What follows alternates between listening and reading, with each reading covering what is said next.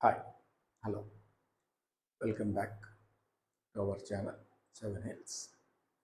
So second issue మాట్లాడదామండి. ఇప్పుడు మనము from the angle of consideration already discuss చేసేస్తాం. ఇప్పుడు from the angle of price గురించి మాట్లాడదాం. So from the angle of price, from the angle of ప్రైస్లో మళ్ళీ మూడు రకాలుగా ఉన్నాయండి. ఇష్యూడ్ అట్ పార్, issued at a premium, issued at discount. మూడు రకాలుగా ఆలోచించాలి. ఓకేనా? సో ఇష్యూడ్ అట్ పార్, issued at a premium, issued at discount. మూడు రకాలుగా ఆలోచించాలి. ఇష్యూడ్ అట్ పార్ అంటే 100 రూపీస్ది 100 రూపీస్కి ఇచ్చేదాన్ని ఇష్యూడ్ అట్ పార్. ఆల్రెడీ మీరు షేర్స్ ఇష్యూ దగ్గర నేర్చుకున్నారు. అట్ పార్ అంటే ఫేస్ వాల్యూకు ఫేస్ వాల్యూతోనే ఇష్యూ చేస్తే దాన్ని అట్ పార్ అంటాం. ఓకేనా?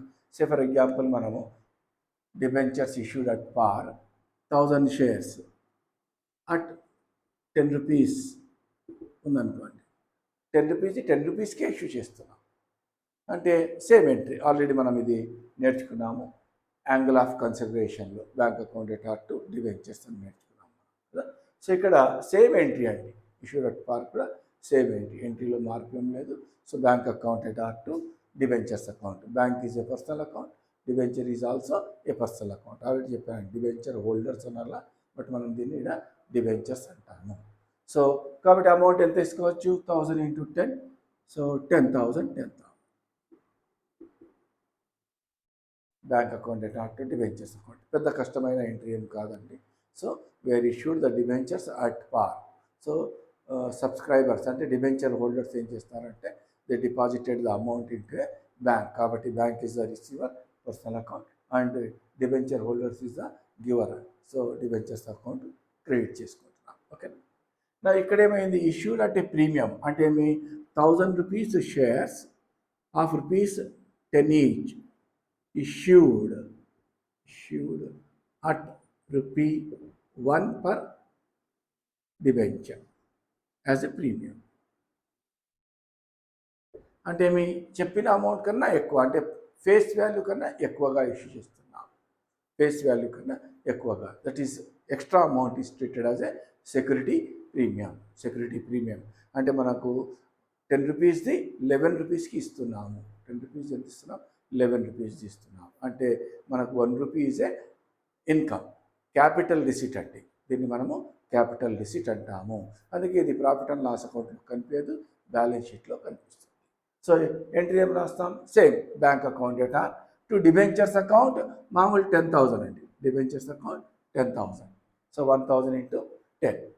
సెక్యూరిటీ ప్రీమియం 1000 ఇంటూ 1 రూపీ అంటే 1000. బ్యాంక్ అకౌంట్కు 11,000 పడుతుంది. బ్యాంక్ అకౌంట్కు 11,000. Same entry. Bank is a personal account, they are the receivers.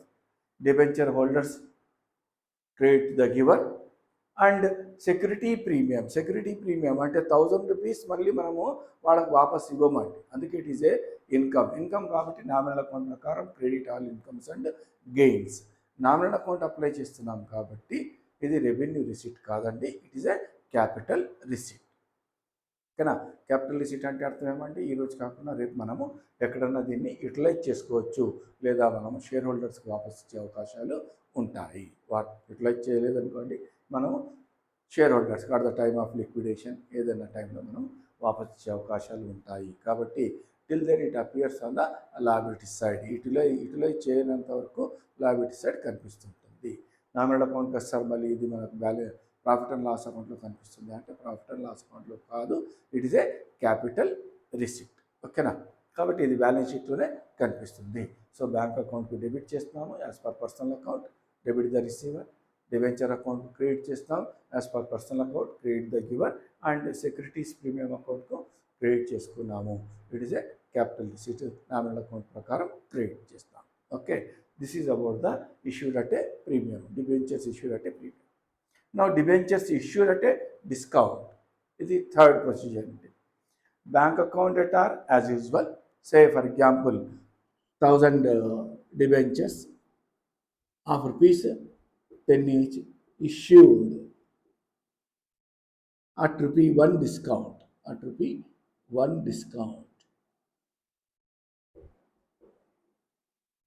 ₹1 డిస్కౌంట్తో మనం ఇష్యూ చేస్తున్నాము.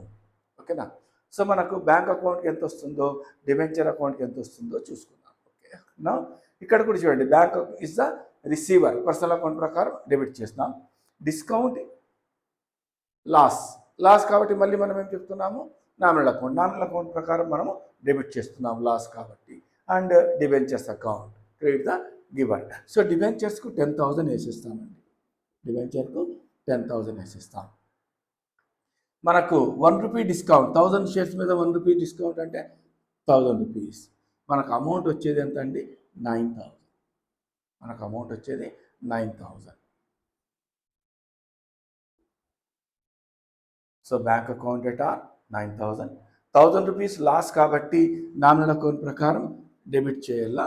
So discount on issue of debentures account at R 1,000 to debentures account 10,000. ఓకేనా.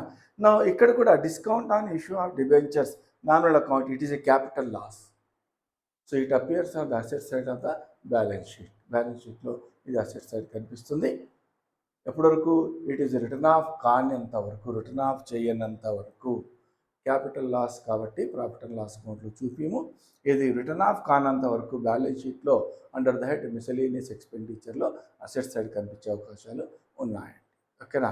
సో సేమ్ ఎంట్రీ అండి, bank అకౌంట్కు debit, personal account debit the receiver, discount nominal account loss, and debentures is a personal account. So bank account at are 9,000, discount on issue of debentures ₹1,000 and debentures account 10,000. So this is about the from the angle of prices గురించి అయిపోయింది. Next క్లాస్లో from the angle of redemption గురించి discuss చేస్తాం. ఓకేనా. Till then enjoy, have a nice day.